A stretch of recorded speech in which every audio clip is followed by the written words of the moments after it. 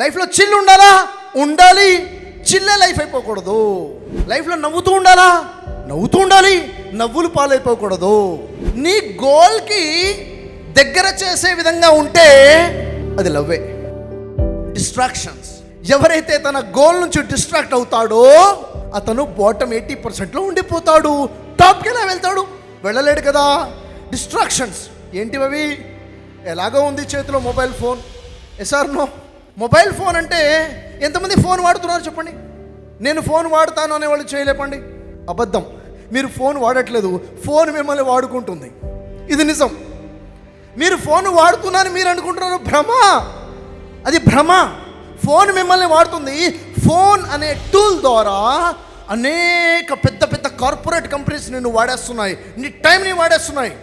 Sir no, నీ మీద కోట్లు సంపాదిస్తున్నారు. నువ్వు అలా రీల్స్ చూసుకుంటూ, సిరీస్లు చూసుకుంటూ, మూవీస్ చూసుకుంటూ ఉండిపోయావు. నీ మీద కోట్లు బిజినెస్ చేస్తున్నాడు వేడేవాడు. నీ లైఫ్ స్పాయిల్ అయిపోతుంది. Don't distract. ఫోన్ని వాడుకోవడం నేర్చుకో. ఎడిక్ట్ అయిపోయావా? డీఅడిక్షన్ కౌన్సిలింగ్ తీసుకో. నెక్స్ట్ డిస్ట్రాక్షన్, ఫ్రెండ్స్ ఉండాలా? తప్పకుండా ఉండాలి.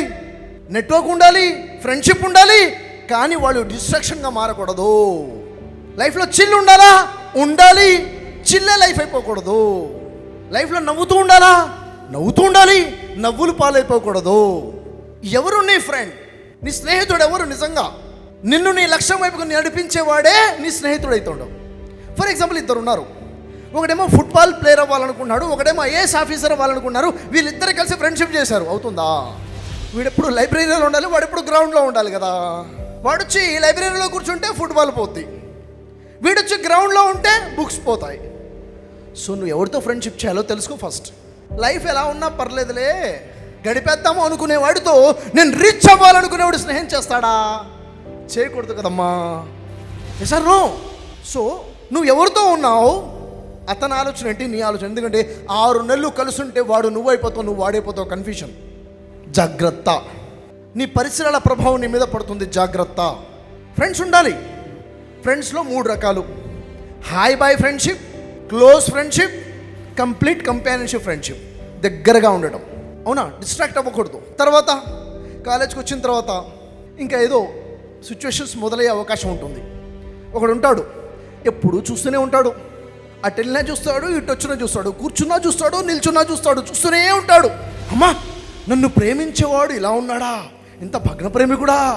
బా, నేను నిజంగా ఇంతానా అని చెప్పేసి ఇంకా మనం ఎక్కడో ఊహించేసుకొని ఈ జీవితంలో నన్ను ఎవడూ ప్రేమించలేదు, మొదటివాడు ప్రేమించాడు అని చెప్పేసి మనం ఏదో అనుకొని డిస్ట్రాక్షన్. నువ్వు చదువుకుంటుంటావు, ఒక అమ్మాయి వస్తుంది, నేను పలకరించడం మొదలు పెడుతుంది, మళ్ళీ మళ్ళీ మాట్లాడాలనిపిస్తుంది అంటుంది, ఇంకేదో గిఫ్ట్ తెస్తుంది.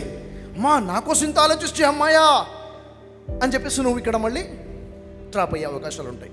లేకపోలేదు, పక్కనే మీ అన్నయ్య లేడు, పక్కనే మీ తమ్ముడు లేడు, పక్కనే మీ అమ్మ నాన్న లేరు నీకు చెప్పడానికి, అది ఏది మంచి ఏది చెడు చెప్పడానికి. వద్దనట్లేదు నేను. ఆలోచించు. డిస్ట్రాక్షనా అది అట్రాక్షనా? మీకు సింపుల్గా ఫార్ములా చెప్పి వదిలేస్తాను. సార్, ఒక అబ్బాయి బాగా వెంటపడుతున్నాడు, లేక ఒక అమ్మాయి బాగా వెంటపడేస్తుంది, మరి ఏం చేయాలి? రియల్ లవ్వే కదా. నో అంటే మళ్ళీ ఫ్యూచర్లో ప్రేమించేవాడు దొరుకుతారో లేదో. అవునా లేదా? టిప్ చెప్తాను, గుర్తుపెట్టుకోండి. ఒకే లైన్ చెప్తాను. లవ్కి అట్రాక్షన్కి డిఫరెన్స్ ఏంటి?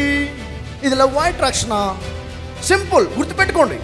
నీకంటూ గోల్ ఉంది కదా, నీ గోల్కి దగ్గర చేసే విధంగా ఉంటే అది లవ్వే. నీ గోల్కి నిన్ను దూరం చేసేలా ఉంటే అది అట్రాక్షనే. డిసైడ్ చేసుకో ఇంకంతే.